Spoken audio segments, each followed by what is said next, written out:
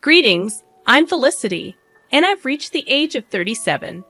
Allow me to recount an intriguing experience and how I swiftly handled it, as I'm not one to be deceived, contrary to many tales I've encountered. Surprisingly, I had a good relationship with my mother-in-law before everything unraveled.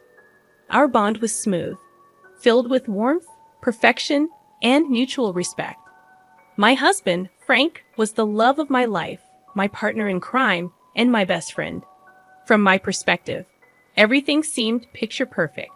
This isn't a delusion or oversight on my part. Sure, we had our arguments like any normal family, but there were no red flags, and all seemed well. However, the shocking turn of events that followed left me bewildered. Let me narrate the incident and explain why I chose to seek revenge on my husband and mother-in-law. I had planned something special for our family, a vacation originally meant for Frank and me. However, considering Tiana, my widowed sister-in-law, and her loneliness, I decided to include her. I sponsored most of the trip, covering accommodation, meals, and activities. Frank and Tiana were only responsible for their additional expenses. The plan was to treat them to a once-in-a-lifetime vacation in Spain, exploring Barcelona's vibrant streets, savoring tapas, and enjoying the Mediterranean sunshine. The thought of creating lasting memories and strengthening our bond excited me. Little did I know that this grand adventure would lead to events that shook the foundation of trust and shattered the illusion of our perfect family. Backtracking to that fateful day, filled with hope and promise for our Spanish dreams, I stood in the living room holding plane tickets with a smile on my face. Gathering Frank and Tiana, I revealed the surprise. They exchanged puzzled glances, curiosity etched on their faces. Tiana, with her wise eyes, tilted her head slightly. With a flourish, I presented the tickets and shared my plans for our Spanish adventure, hoping to see joy and gratitude in their eyes. Frank's face lit up, expressing genuine anticipation. "Felicity, you truly are something else," he explained. Anticipation bubbled within me as I eagerly awaited the commencement of our extraordinary journey. Tiana, on the other hand, donned a gentler smile, her gaze meeting mine. "Oh, my sweet Felicity, you've truly outdone yourself. This is a gift beyond measure. I'm deeply touched," she expressed. In that moment, pride and contentment swelled within my heart. Their reactions were a validation of the love and effort I had poured into this surprise. I had envisioned this vacation as the adhesive that would strengthen our bonds, creating unforgettable memories and fortifying the already seemingly unbreakable ties. However, as you might suspect, this tale takes a treacherous turn. Beneath the facade of our seemingly idyllic relationship, a complex web of deceit and betrayal lay in wait, ready to ensnare us all. When the truth unraveled, it would challenge the limits of forgiveness and test the very essence of family bonds. As planned, we boarded the plane, embarking on our 2-week adventure.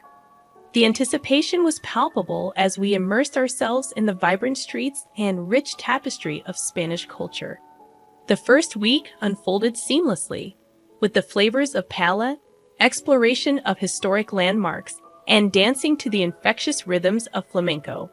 Laughter and joy filled the air, and I reveled in the belief that our bond was unbreakable. However, little did I know that a storm was brewing on the horizon, waiting to unleash its fury upon my unsuspecting heart.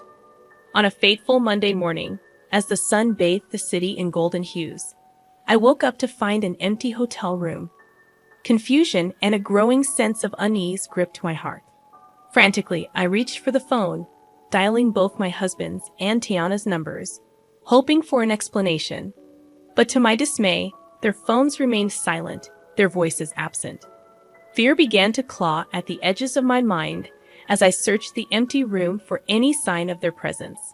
No notes, no bags, no traces of disturbances or struggle. Just an unsettling silence that hung heavy in the air. It seemed I was left alone in a foreign land, and the minutes felt like an eternity. As despair threatened to consume me, a glimmer of hope pierced through the darkness. My phone buzzed, signaling an incoming call. It was Tiana. Relief washed over me, mingled with confusion and a deep sense of hurt. How could she leave without a word? With trepidation, I answered the call, my voice filled with a mix of concern and disbelief. Tiana, where are you? What happened? I questioned. Tiana's voice, tinged with a strange mix of resignation and frustration, reached my ears. However, it wasn't the same sweet voice I had always known. It sounded colder. Felicity. I felt the need to return your calls since my phone was incessantly ringing. Oh, I'm sorry for disturbing you. I was just wondering where you two went. Your bags aren't here, and I was concerned that something bad had happened. With an indifference that shook me to the core, she uttered the next words, "We left you." But why? What happened? I couldn't bear to spend another week in your company, so I had to leave. Did I do something wrong? Yes. I mean, how could you be so dense? Dense? Excuse me.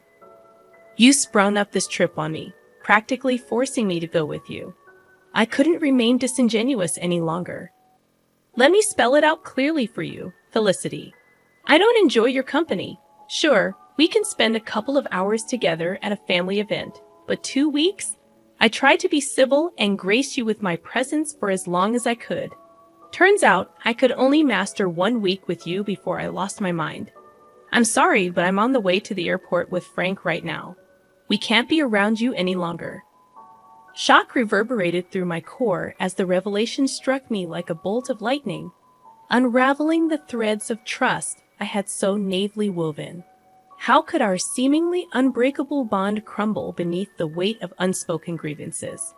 Questions flooded my mind as I grappled with this harsh reality. What had I done wrong? What exactly did I do to deserve such harshness? How did things escalate to this point? Was there no chance for reconciliation? Confusion and heartache intertwined within me, the pain of betrayal seeping deep into my soul. I didn't know you felt this way, Tiana, honestly. And you had no reason to. I'd always led you to assume that things were fine and dandy between us. Why not bring that up? Why not sit me down so that we could hash out whatever problem there was between us? Because if I'm being honest, I still don't know what I've done to wrong you. That's the thing. I just can't put my finger on it, but you just irk me. What? That's the most childish thing I've ever heard. You can't stand me just because of some inexplicable irk? Grow up, Tiana. I thought I offended you or something, but I didn't do anything wrong, right? Not necessarily, but it doesn't matter. What matters is how I feel about you, and I feel that you're annoying, and I just can't stand being around you. If that's the case, then why did you say yes to coming with us on this trip? Because it was a free trip to Spain. No one is going to turn down that opportunity. But as the days went by, I grew more and more tired of your antics. What antics, Tiana? What did I do that was so bad that you decided to leave me all alone in a foreign country? She failed to answer, and I grew more impatient with this impromptu disdain coming out of nowhere. I was shocked, hurt, confused, and angry, but most of all, I was just sad. I had to inquire about my beloved husband and what he had to say in all of this. Let me speak to Frank, casually and easily. Tiana passed the phone on to Frank. Assuming someone, likely Frank, was eavesdropping on the entire conversation, he responded with the same indifference and coldness as his mother. Hello. Really, Frank? You decided to leave me too. I didn't leave you because I don't like you. I left because my mom needed me to take her home. So you knew about all of this? How long have you known about your mother's apparent hatred towards me? For some time now. I was hoping this trip would bring her closer to you, but I was wrong. Okay, but what I'm failing to understand is why none of you approached me about this. We're all adults, meaning if there's an issue, we solve it. It's not like we haven't had arguments in the past. We sat down and solved those arguments. What's different about this time? Frank failed to answer, mirroring his mother's earlier silence. The only thing I can safely conclude about this entire stupid debacle is that your mother hates me for a silly reason, which she knows isn't valid. Maybe she's jealous of me or something. Maybe I have something she can't have. And she knows she can't speak up about it without sounding foolish. So she's beating around the bush. Am I correct in assuming that? Their resounding silence affirmed my assumption. Well, I can say that I'm honestly shocked. I didn't know that you two felt this way about me. I hope you have a safe flight back home. I cut the call, pacing around the hotel room, still trying to understand the issue. As I contemplated whether I deserved this treatment, I realized that 47 years on this planet had taught me that sometimes people hate for no apparent reason, driven by jealousy or bitterness. It's not uncommon, but the last people I expected this behavior from were my own family. After sobbing for some time, I had an epiphany, taking me back to the moment when I decided to take control of my destiny and seek vengeance against those who wronged me without cause. It was a pivotal moment that would forever change the course of my life. Wiping away my tears, a newfound determination welled up within me. I refused to waste any more precious emotions on their actions. It was time to show them they couldn't trample over my heart and get away with it. With trembling fingers, I dialed my childhood friend Arlo's number, knowing I could trust him with my darkest secrets. After pouring out my heart and explaining the painful betrayal, I cautiously asked if he could assist me in my quest for justice. Arlo, always the loyal and mischievous friend, listened intently, his voice filled with a mix of concern and excitement, reassuring me that he had my back. Felicity, my dear friend, you're a force to be reckoned with, and you know you can count on me for anything and everything. So, what are you planning on doing? Well, Arlo, you know how your construction company always has excess sawdust. Yes, it can be quite a hassle to get rid of sometimes. I believe I've found the perfect use for it. His curiosity piqued.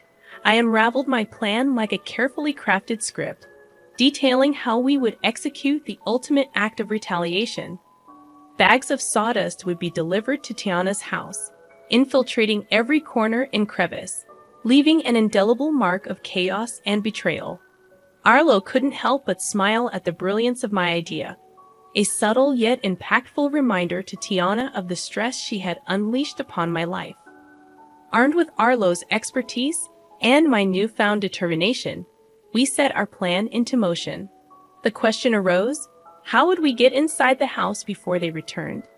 You need to get the spare key hidden under the potted plant on the patio. Then you'll be in. Wow, you thought of everything, huh? I'm not one to be played with. I think I'm a reasonable woman, but if they want to go lower and act childish, then I'll go even lower. Atta girl. As the hours passed, anticipation swirled within me.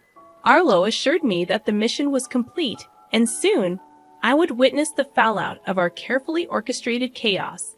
Then, like a sweet melody in my ear, my phone chimed with a message from Arlo. I eagerly opened the pictures he had sent, revealing a sight to behold. Tiana's once pristine home now resembled a post-apocalyptic wasteland, drowned in a sea of sawdust. Every nook and cranny had been touched by our mischievous hands, a scene straight out of a surrealistic painting, an embodiment of the chaos that had unfolded in our lives. I called Arlo, and his laughter echoed through the phone.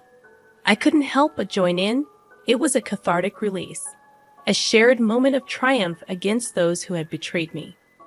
I expressed my heartfelt gratitude to Arlo, acknowledging his willingness to tread the path of mischief with me. He simply said, "Naughty can be so satisfying, my friend."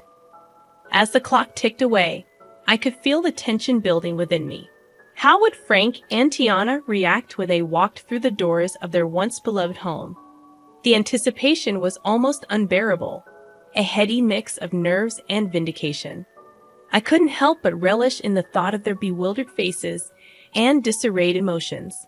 Hours later, my phone erupted with frantic energy. It was Frank, his voice laced with panic and disbelief as he described the chaotic scene that awaited them, the sawdust-covered house standing as a testament to their betrayal. My heart danced with wicked delight as I listened to his exasperated voice. At that moment, I knew that the message had been received loud and clear. Their actions had consequences, and the chaos they had sown had come back to haunt them. Felicity, it's just awful. Mom is in hysterics. I decided to reveal the part I played in this and said, it serves both of you right. How could you leave me here alone without a valid reason, no less? Wake, Felicity, was this your doing? The wailing and panic in the background stopped, and instead, I approached Frank's phone. I heard my mother-in-law say, "Give me that," before shouting in my ear, "How could you do this to us?" To me. I have no idea what you're talking about. Have you considered that this is just your karma? Oh, come on, Felicity. We all know it was you. Who else would have access to my home? It's very easy to break into someone's home nowadays, Tiana, especially if you don't have any security cameras installed, which, by the way, you should seriously consider doing to prevent things like this from happening again. Honestly, Felicity, how can you do this to us? When are we supposed to sleep? This sawdust is making my lungs ache. Oh, that's right. You probably forgot to get the keys to my house, huh? Well, that's a shame.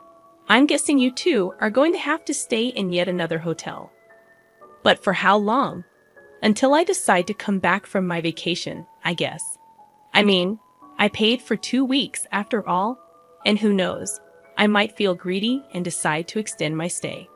Frank then took the phone from Tiana, and she began to bawl once again, mourning her ruined furniture.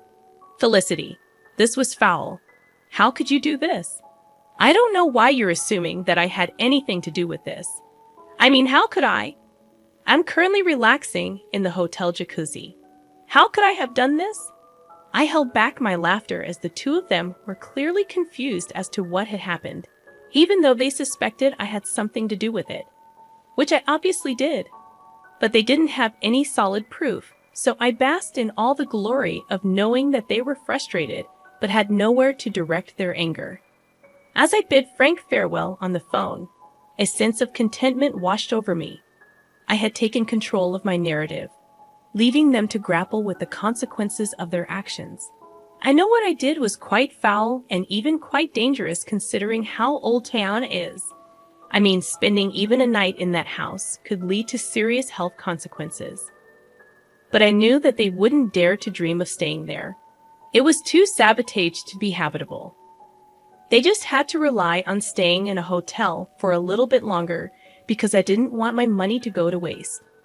I stayed that extra week in Spain, enjoying the culture as I intended, while my husband and my mother-in-law were undoubtedly worried, trying to find a cleaning company that would take on such a daunting task. I didn't know how long it would take to get the house professionally cleaned, but I knew that in the meantime, my mother-in-law would have to stay with us in my home. And I knew that she would just be irritated the whole time since she apparently can't stand my company.